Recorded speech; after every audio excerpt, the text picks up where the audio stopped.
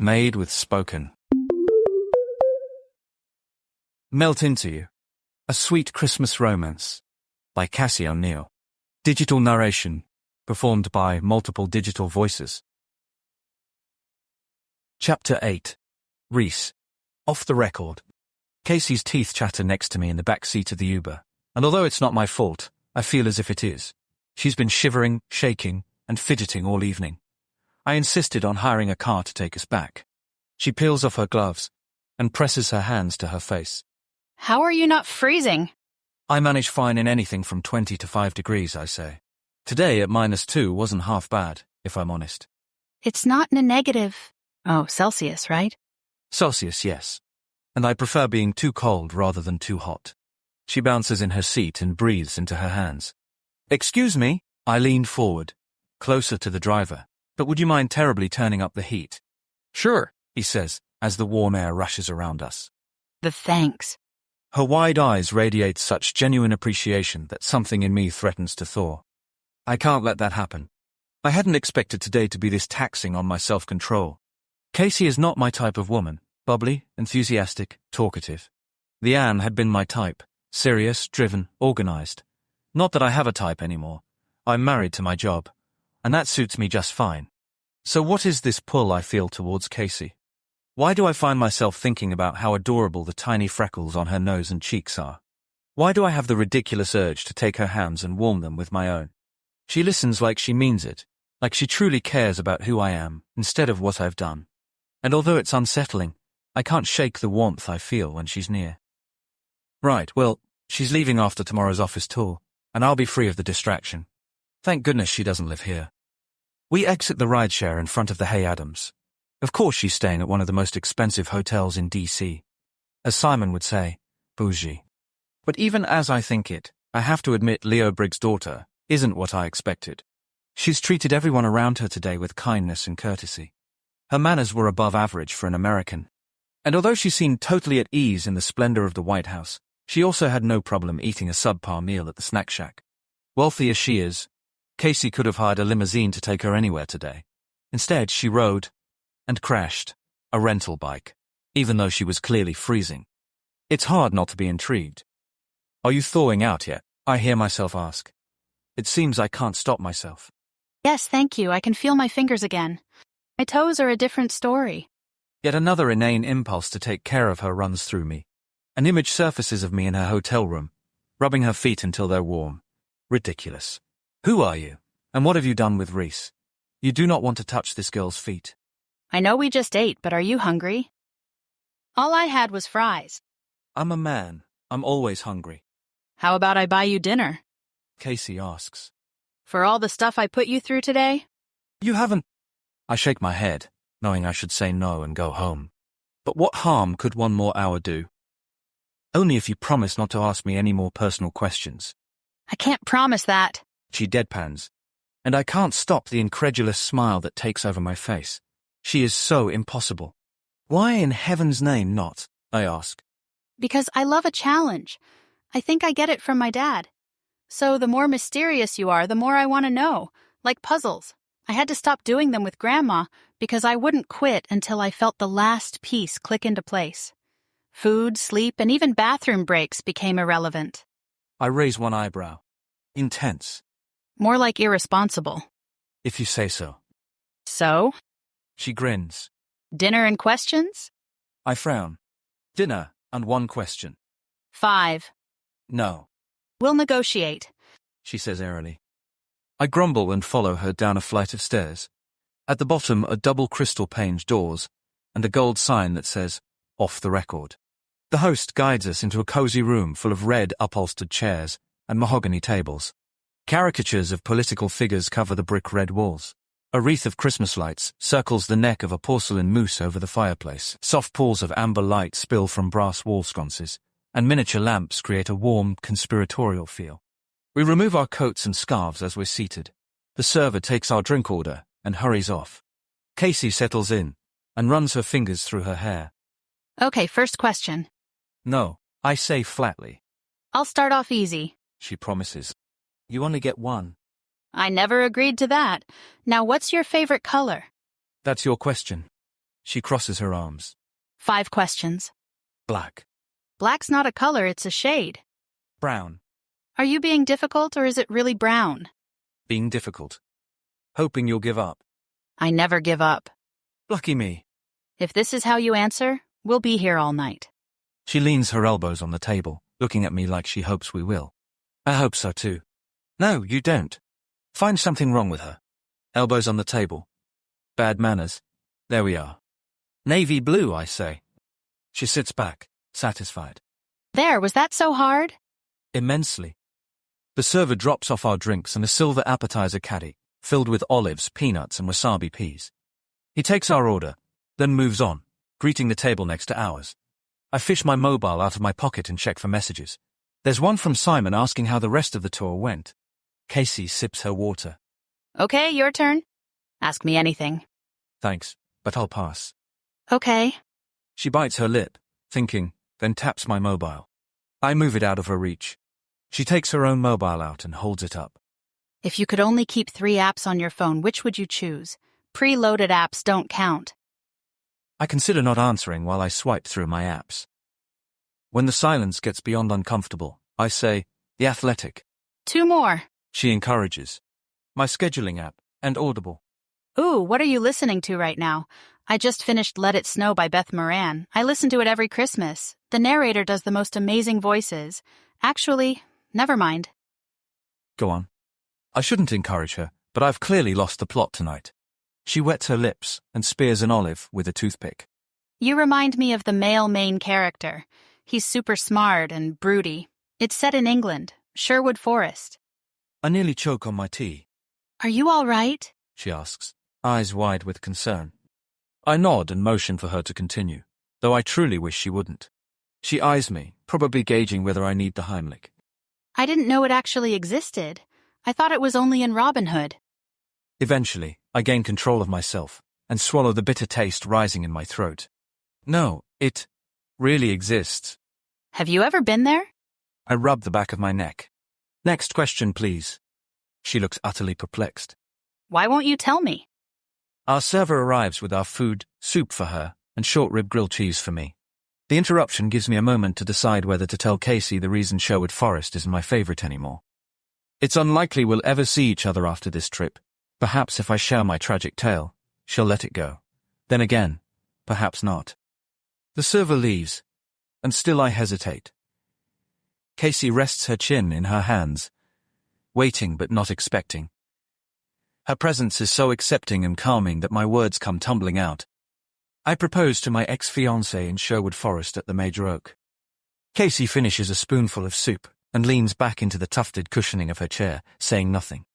Truth be told, I expected an outburst, a gasp, an exclamation, something loud and dramatic. More questions for sure, but she simply blinks patiently at me. I don't feel judged or rushed at all. It's the oddest thing. So I continue. She accepted, hence the title fiancé, but less than a year later, she broke it off. I study my hands. The week before Christmas. How long ago was this? 2 years. Casey nods slowly a few times, her expression sober. Quota satisfied. I beg your pardon? I'm done interrogating you. Well, that's a relief. I say, but I don't truly mean it. I want to tell her more. Leanne, she ticked all the boxes. Ambitious, composed. I glance past Casey, to a couple laughing at the bar. Beautiful. What happened? Casey asks gently. Let's say she was ambitious in more areas of life than just business. She traded up, if you will. I bite into my sandwich. I don't know you, Rhys, but I have a feeling it was her loss. I laugh once. Not so sure about that. She considers me, as she dips a bit of bread into her soup. I avert my eyes, uncomfortable under her scrutiny. At least now she knows I wasn't good enough for Leanne. Maybe she'll stop examining me like she wants to peel back my layers, and God forbid have a heart-to-heart. Shift the focus.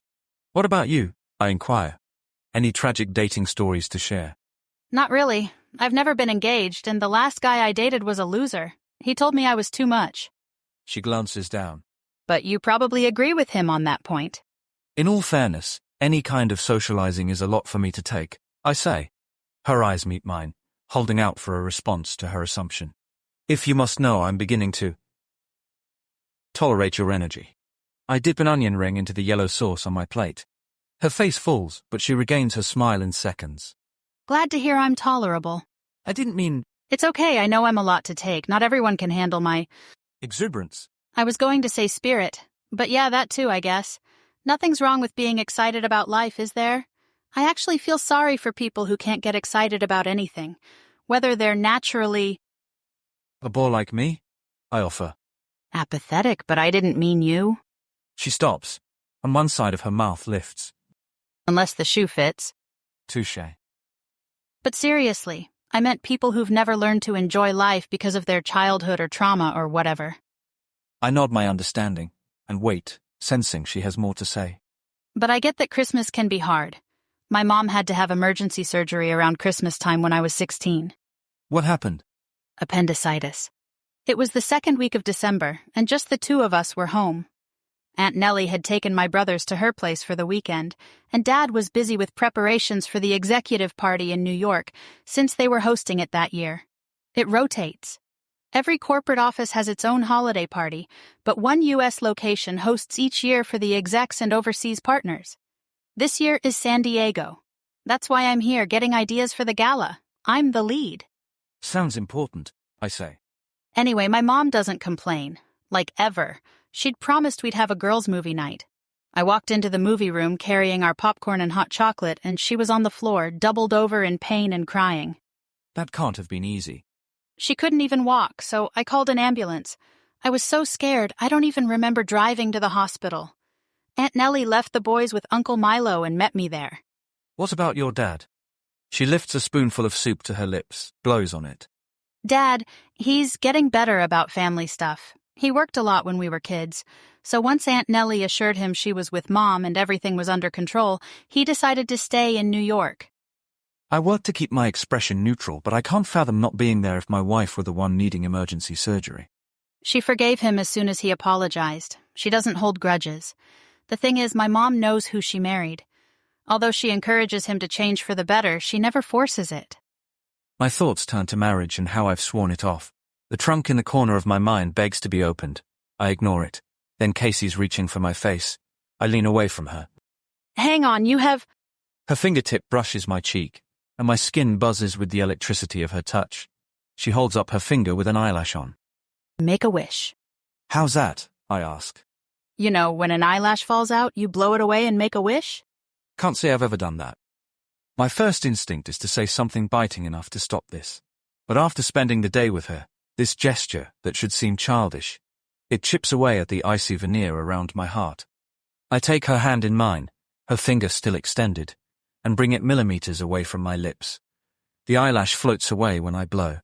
There's a glint in her eyes now, like she can't quite believe I went along with it.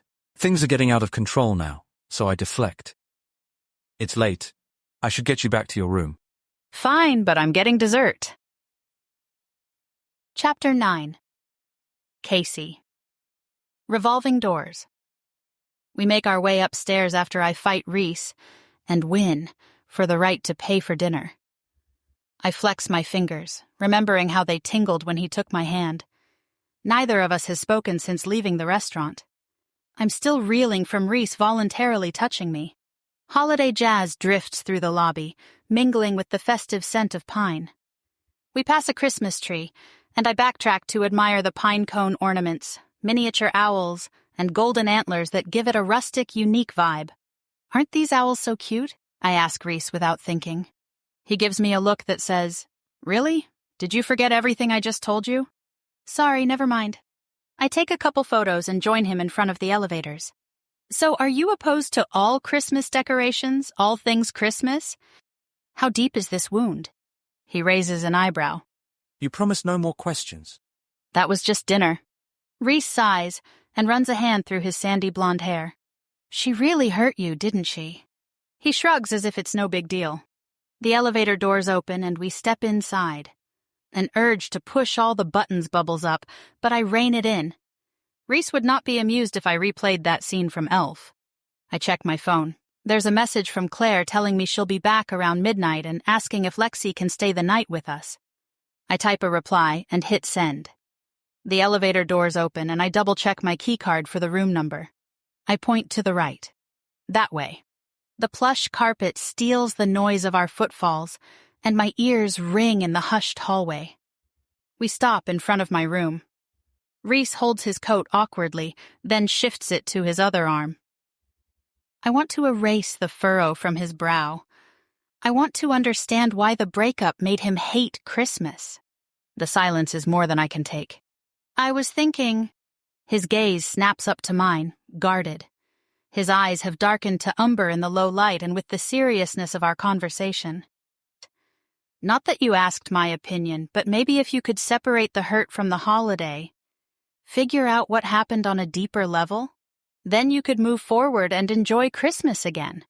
I'd rather not discuss this, He says brusquely. Just because it didn't work out doesn't mean something's wrong with you, or with her. Sometimes it's not the right fit. It makes my heart sad to see you avoiding Christmas. Did you like it before the breakup? Does your family have any fun traditions? Casey. His tone warns me to stop, but my name on his lips sends a thrill through my body. Rhys. I match his tone but add an edge of teasing. The walls he's built are thick, but I want to climb them. His demeanor is distant and cold, but I want to draw him near and warm him. Why shouldn't I? I'm a grown woman who can initiate a kiss with a man she finds attractive, aren't I? I close the space between us. My heart thunders. I lift my chin, inhale his spicy sweet scent, and close my eyes. When I open them again, he's an entirely different Rhys. His gaze shifts from solid smoky quartz to warm liquid caramel.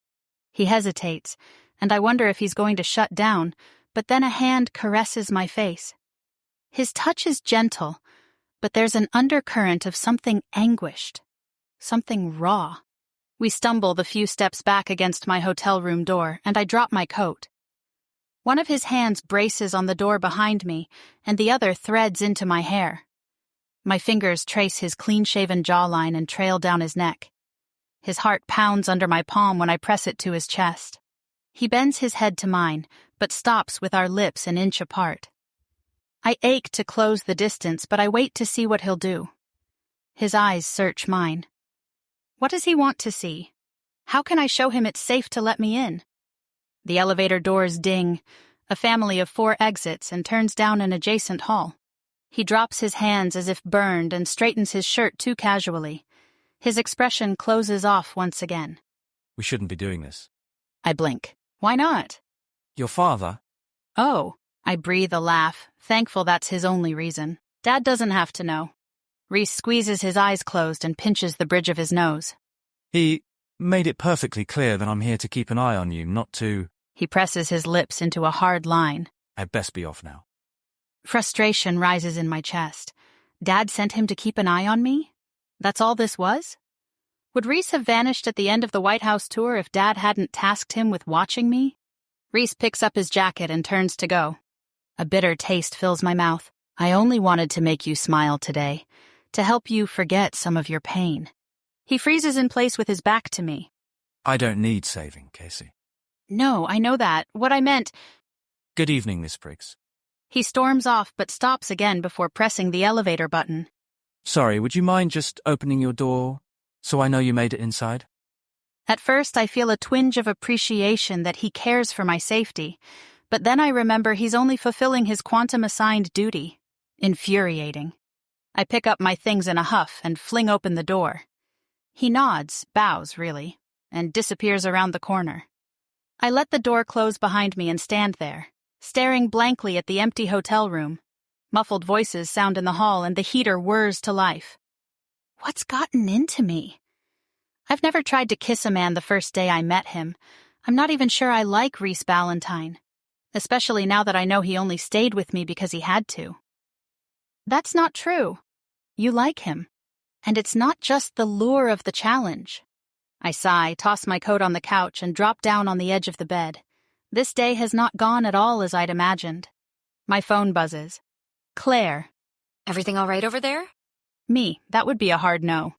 Claire. What happened? Should I come back? Me, I almost kissed Rhys. Claire. What? Me, cringing emoji. Claire. What happened? Me, people getting off the elevator interrupted us. Claire. And then what? Me. He said we can't do this and stormed off. Claire. No. Me. Yep. Claire. Say the word and we'll be there in 15 minutes. Me. Thanks, but I need some alone time. Claire. Are you still good with Lexi sleeping over? Me. As long as she's sleeping in your bed and not mine. Claire. She can have the couch. Winking emoji. The hot water cascades over my tense shoulders and steams up the bathroom. I towel dry my hair and snuggle under the generous white duvet, not caring if I get my pillows wet. I flick on the TV to channel surf. The holiday? Terrible idea. Elf? I don't feel like laughing. Noelle? That'll work. As the main character struggles to be taken seriously and deals with a tricky love interest situation, I find her experience very relatable. My mind keeps returning to the way Rhys was vulnerable, unguarded for the briefest moment. I wonder what he was like before the breakup, and if he'll ever be able to move on. Hours later, a slice of bright light shines in from the hallway, and giggles awaken me. Claire and Lexi shuffle into the room and get ready for bed. Claire clicks off the TV, sits on my bed, and smooths back my hair. Hey, are you all right? She whispers. Yeah, I smack my lips. Fell asleep watching movies. Do you want to talk about it? Tomorrow? I mumble and wave her away. Hey, Case. Lexi says in her outside voice. Good night, Lexi, I say pointedly, then add. Good night, Claire. I pull the covers over my head and hope I don't dream of Rhys. Morning comes too soon, and before I'm truly awake, Claire and I are on our way to Quantum's 12-story DC office. The building sits on a corner that reminds me of Times Square. Its glass-walled cylinder at the front and crown-like rooftop lattice give it a regal energy. Maybe that's why I love it. Inside, the circular tower holds the best of everything. Sunlit offices, elegant meeting rooms, and views that make even budget meetings feel inspired. The rideshare driver pulls up to the entrance. My fingers twist the fringe of my scarf and my leg bounces. I've been anticipating this moment since 7 a.m. when the sun peeked in through a tiny crack in the curtains and woke me. I couldn't get back to sleep, but since Lexi and Claire were still snoozing, I lay there for over an hour, quietly scrolling through emails on my phone and worrying about how things would be between Rhys and me during the office tour today. Claire puts a steadying hand on my knee. It's going to be fine, she tells me for the 5th time. I know. Did Lexi get to work on time? I ask, trying to distract myself. Yeah, just barely. They called her in an hour early. She kept complaining about her back aching from the couch. Maybe I should have let her squeeze in the bed with me. I'd say it serves her right for being so loud in the middle of the night. Sorry about that. She was wired from dancing. She's always been a night owl like me. When we thank the driver and exit the car, I remember the best part about this building, the revolving doors. If the elevator buttons last night made me want to act like Buddy from Elf a little, these doors take me to another level. No, Casey. Claire knows me too well. Only once around. 2 times? I plead. What if he's watching? Security cameras? What if he's waiting in the lobby? I pout. You're right, but on the way out I'm going around twice. Unless it goes badly. What's the worst that could happen? Claire asks. He could totally ignore me, act like nothing happened. That would be the worst? No, but do you really want me to start imagining worst-case scenarios, like Rhys telling us to get out and pelting us with a fruitcake? What in the world? Claire chuckles. Sometimes you're a fruitcake. I'm nervous. Act like you're above it all. Whatever happens, you're fine with it. But that's not true. I can't stop thinking about him. That's why I said act. The lady behind the front desk asks how she can help us. Yes, hello. I'm Kacey Briggs, Events and Aesthetics, and this is Claire Briggs. We're here for a tour with Mr. Ballantyne. Oh, yes. His assistant, Carol, is waiting for you. 10th floor. Thanks so much, I say. Claire and I ride the elevator to the 10th floor. We enter through the door that reads Strategy and Operations. A woman with fluffy red hair wearing a shimmery snowman sweater hurries toward us. Hello. She smiles warmly. I'm Carol. We've been expecting you. She must catch me scanning the office because she adds, I must apologize for Mr. Ballantyne's absence. He had to give a presentation at the Reagan building today. My insides deflate. I'm relieved. I'm distraught. This is how our story ends? Claire finds my hand and gives it a squeeze, her way of telling me to keep it together. I paste on a smile. No problem. Will you be giving us the tour, or should we go self-guided? I've been here a couple of times before, so I could probably find my way. It would be my pleasure to show you around. Just a second. I'd like to appraise Mr. Ballantyne's office, to see if anything needs updating. Claire glances at me, eyes narrowed, probably guessing correctly that this wasn't part of the tour. Oh, that would be wonderful, Carol says. It's a dreary place if you ask me. She leads us to his door and ushers us inside.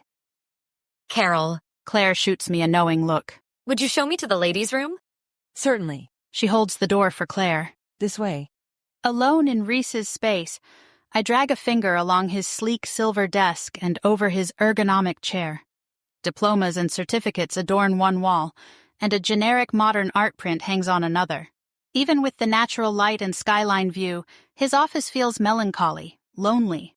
This space begs for poinsettias in sleek vases, an asymmetrical line of some tasteful crystal ornaments, and a trio of ceramic trees in staggered proportions would finish it beautifully. My eyes land on the one personal item in the entire room. A photo of Rhys in a cap and gown, standing beside a dignified couple who must be his parents. They look proper, proud, and reserved. My heels echo as I wander to the window and stare out at the bustling city crowd. What if I left a note with my number? No, that screams desperation. I need to let this go. I tried adding a few touches, Carol says from the doorway, and I jump. but his rule is no Christmas decorations or music. Isn't that? Claire points at a speaker in the ceiling. Carol offers a sheepish grin. I let the staff listen when Mr. Ballantyne isn't here.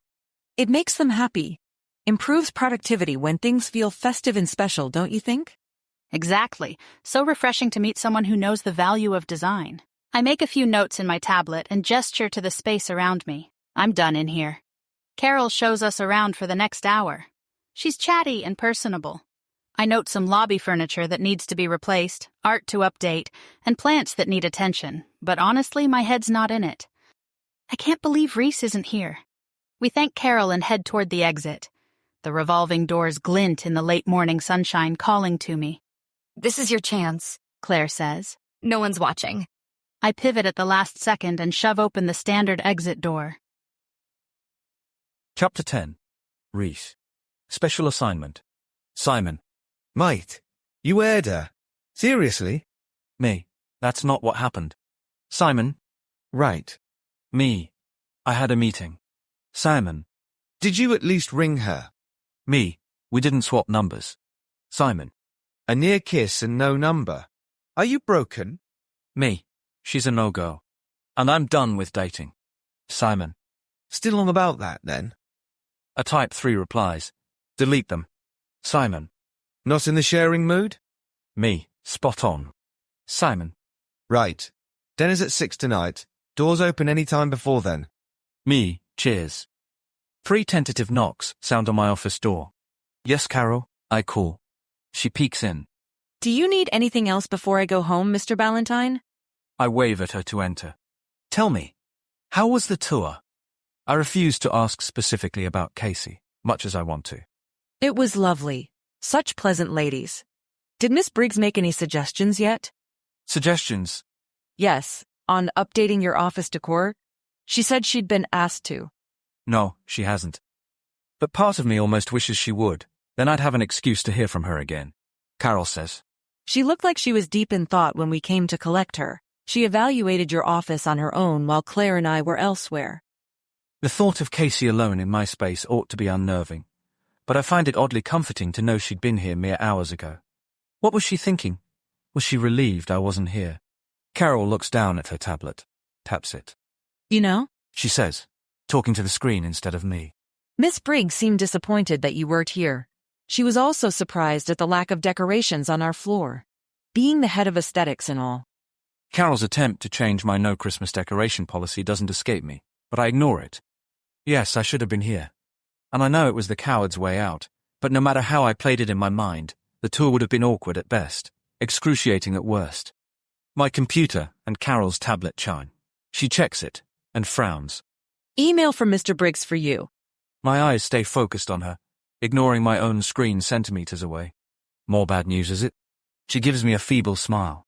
I guess it depends on how much you've always wanted to see California. It's not on my bucket list, I say flatly. She shrugs. Well, we're going. What do you mean we're? I ask. He wants me to be there too, to make it a smooth transition for you. But your family. Don't worry about me. I'm used to the last-minute travel. Tom, my husband, handles things just fine while I'm away. He might even leave the kids with my sister and come visit me. We love San Diego. Right. Thanks, Carol. She slips out the door, and I read what the CEO of Quantum has for me today. On a Friday. 10 minutes past the close of business. Subject: immediate assignment to San Diego office. Rhys, I trust the White House visit went smoothly. Casey spoke highly of the tour and your contact's professionalism. I realize this comes on short notice, but I need you in San Diego immediately. We're hosting an AI strategy breakfast first thing Tuesday morning, and the manager leading it is, frankly, lacking in presentation skills. Attached are his slides for you to review and revise. Be ready to present as the lead with Jeff Tuttle as co-presenter. My assistant Piper will coordinate your travel and accommodations. You'll be compensated accordingly for the weekend travel and short notice. Depending on the state of the Stratton Ops team, plan to remain here for the next few weeks, possibly longer. We'll reassess once you've had eyes on the situation. Your assistant Carol will accompany you to make this transition as smooth as possible. Call my office as soon as you've reviewed the presentation materials. Leo Briggs, CEO, Quantum International. Right. There goes my weekend. I close my laptop, run my hands through my hair. I'd only just begun to settle into life here in DC, and now I'm expected to drop everything and fly across this massive country. Of course, I knew business trips were a part of the job when I accepted this position. But why now? And why San Diego, where Casey works of all places? After work, I drive over to Simon's place. Dinner at the Colburns is always delicious and never dull.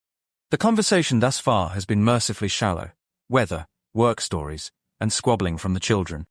Have you ever been to California? Simon asks, as he passes me the last of the rolls. Never. I wasn't much for traveling before this job.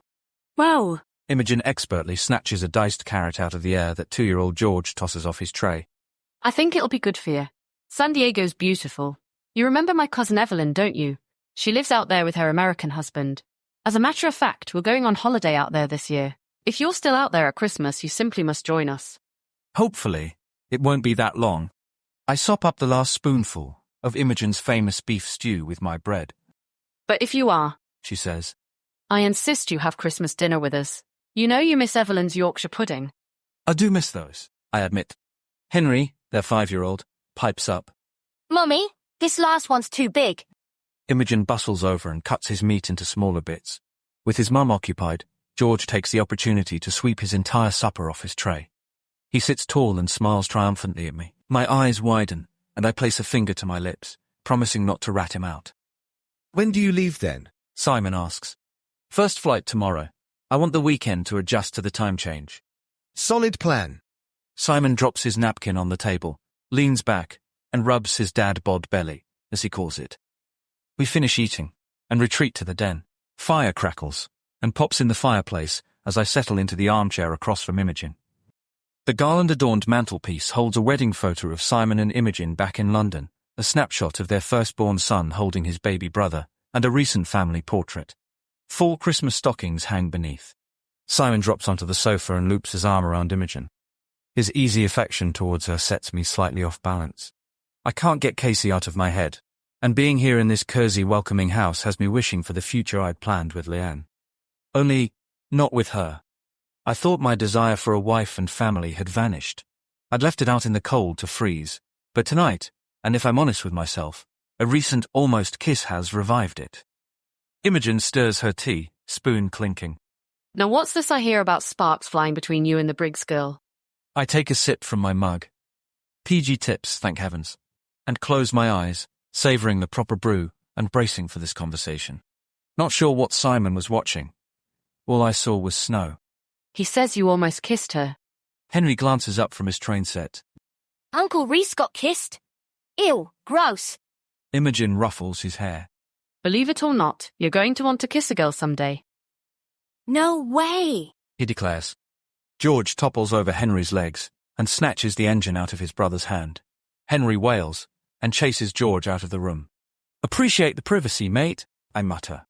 Simon shrugs and bites into a biscuit. Don't look so shocked. You know I tell her everything. And you haven't wrung her? Imogen asks. I stare into the fireplace, watching the flames change colour. You know how it is, Ims. After Leanne. Leanne, She scoffs. honestly, Rhys, charm of a damp dishcloth, that one. Running off with Nigel of all people. You were in a right state. Good thing we were there for you, or... Yes, we all know what happened, I say before she can go on. Screams carry down the hall from the boys' room.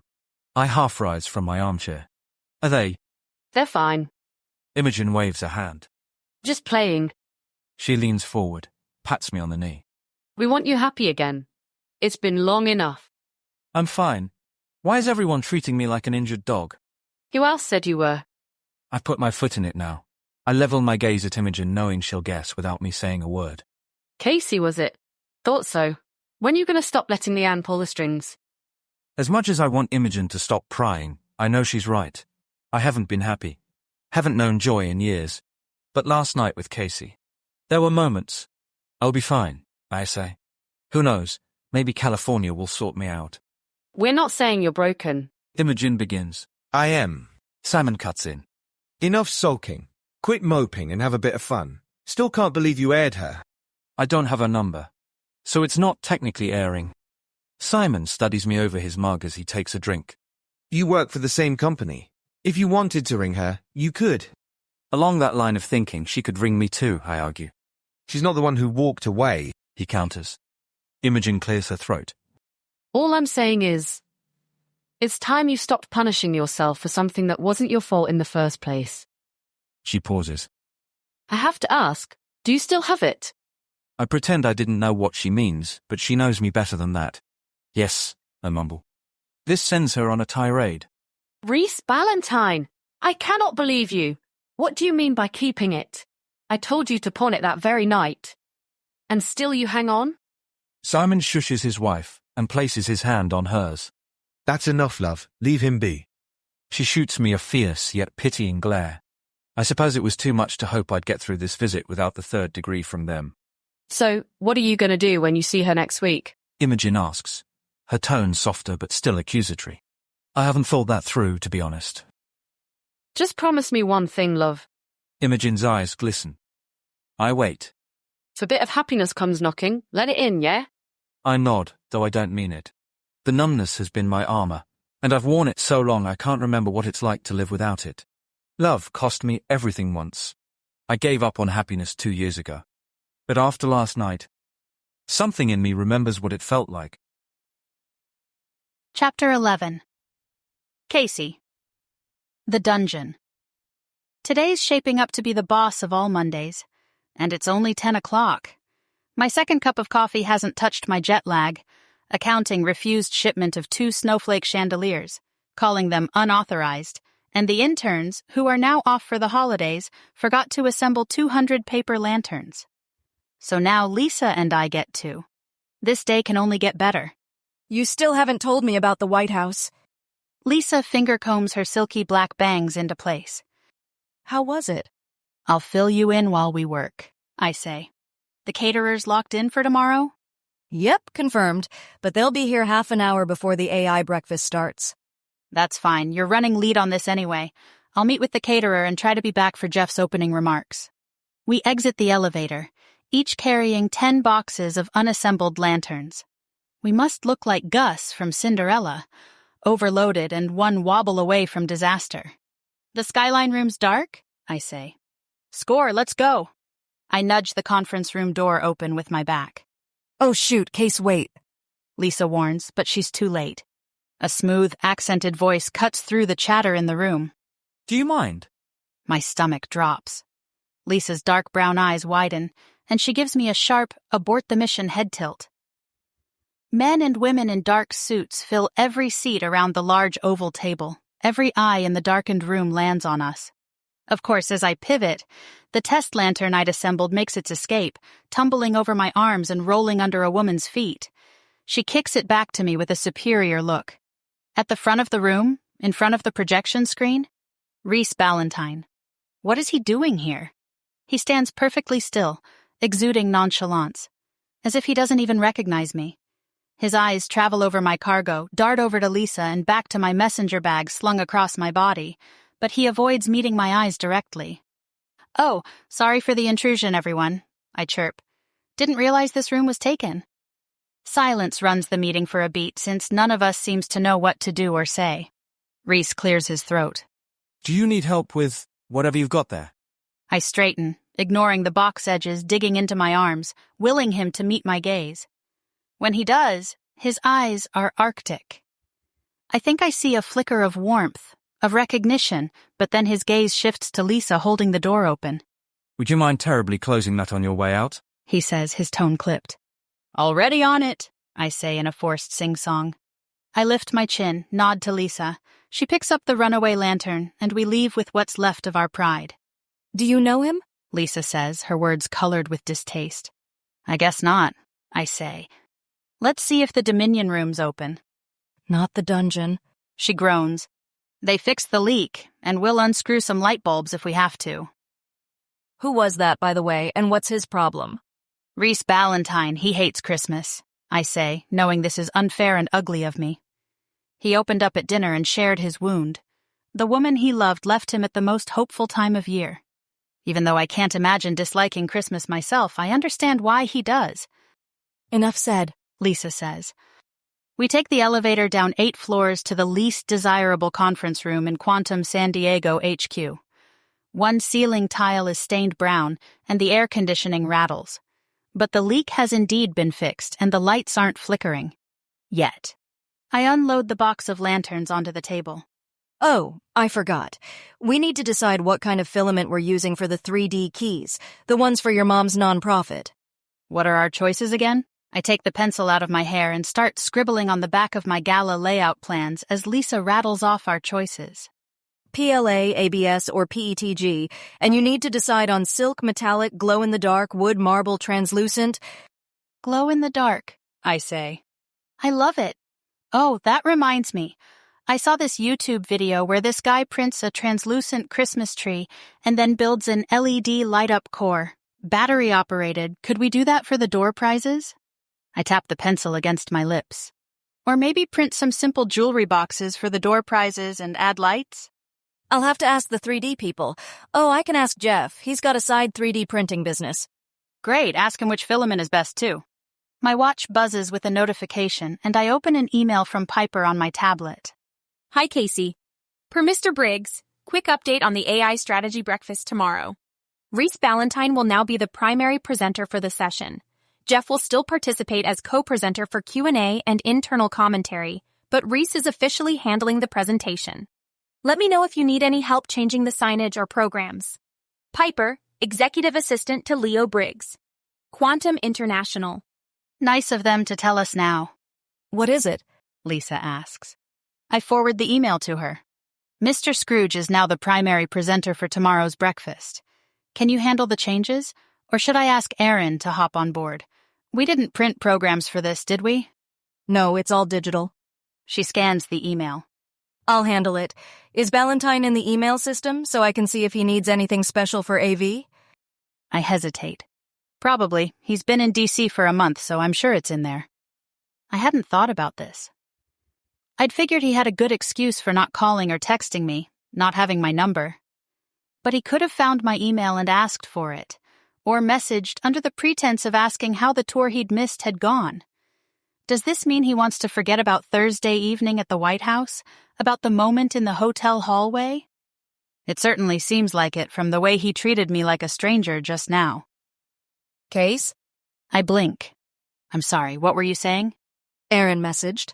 The linen people are asking if you'll accept salmon instead of the one we ordered. Salmon? Oh, no. I grumble. We reserved ballet slipper pink ages ago. What are they thinking? Blush or rose will work if they have them. Done.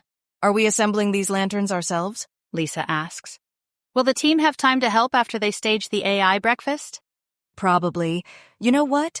I need to do a walkthrough and AV check anyway. I'll head over and have them meet us in the dungeon when they're finished. Thanks, Lise. What would I do without you? Your coffee would always be wrong, and your dad would drive you insane. So true. She slips out the door. I lift one lantern out of the box and slide the instructions out of the cellophane. 5 lanterns later, a confident knock sounds at the door. There are no windows in this room, so I can only guess who it is. Yes? I call, loud enough to be heard over the rattle of the air conditioning. The door opens slowly. Rhys walks in, face unreadable.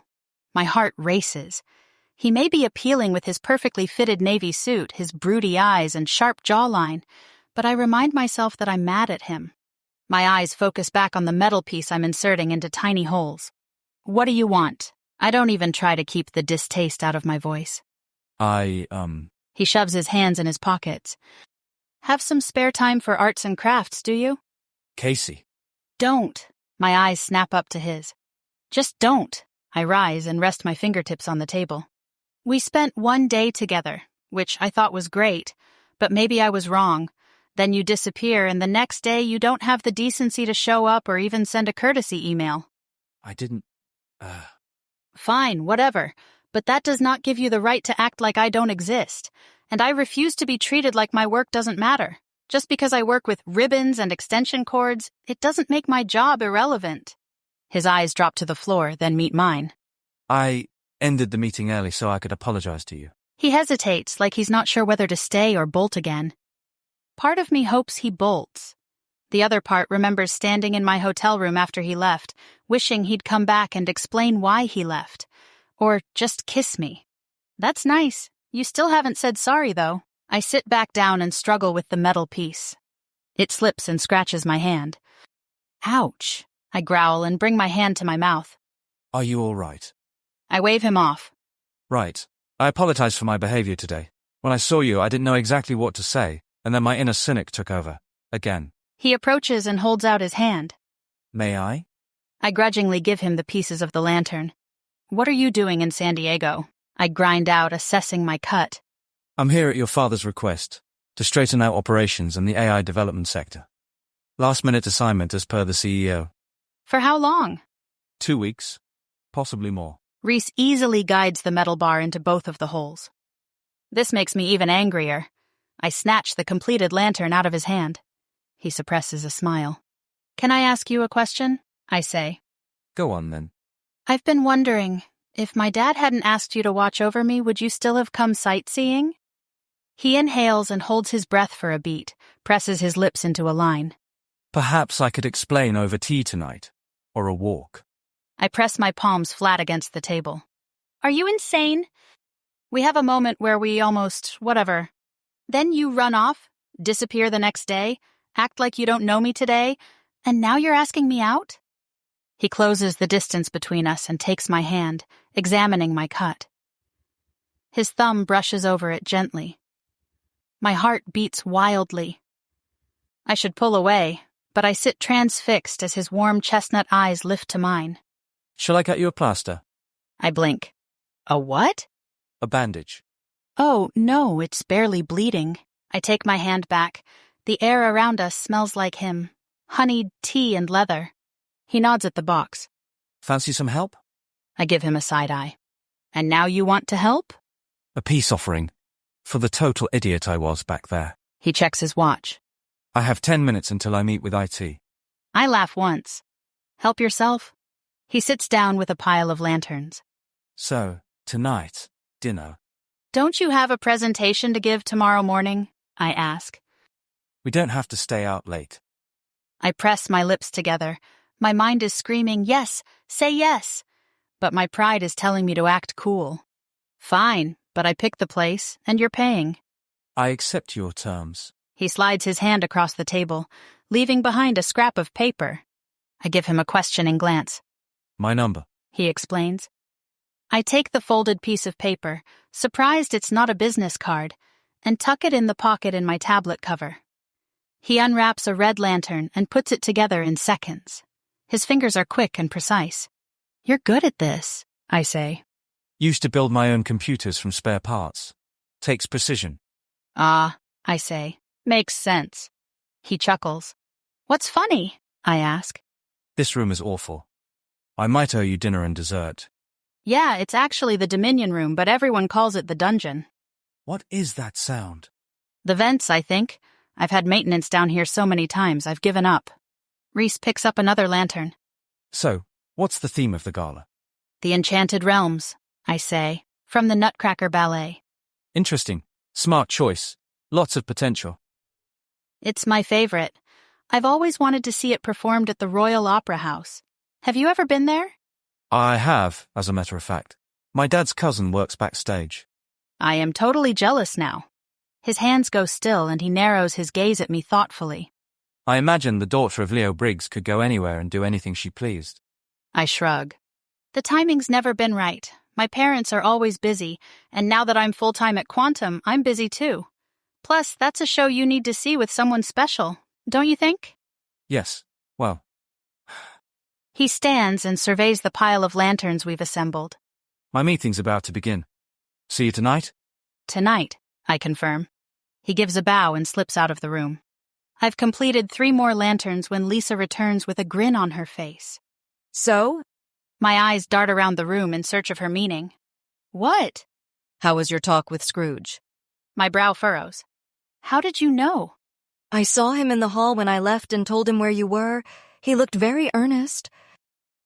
Gosh, I hope he's nothing like the characters in that play. Yes, ridiculous, but also hilarious, which reminds me, you still haven't picked our next book club read. I'm working on it. She says like she doesn't believe me. So what did he want? To apologize, I say. Good for him. Lisa waits a beat, giving me a chance to share more. And I should, but I'm not even sure what's happening between Rhys and me. What would I tell her? After a minute, she nods, knowing I'll talk when I'm ready, then switches to business mode. Everything's set for the breakfast. I'm meeting Ballantyne downstairs in an hour to run through his requirements. The team will be here in a few minutes to finish these lanterns. You go back to your office and tackle your emails. I thank her and head to the elevators. I step in and press the button for my floor. As the doors close, I open my tablet cover and slide the folded note from Rhys out. I unfold the slip of paper and stare. In neat handwriting. His name, his number, and underneath, I owe you this. Professional audiobooks in a click.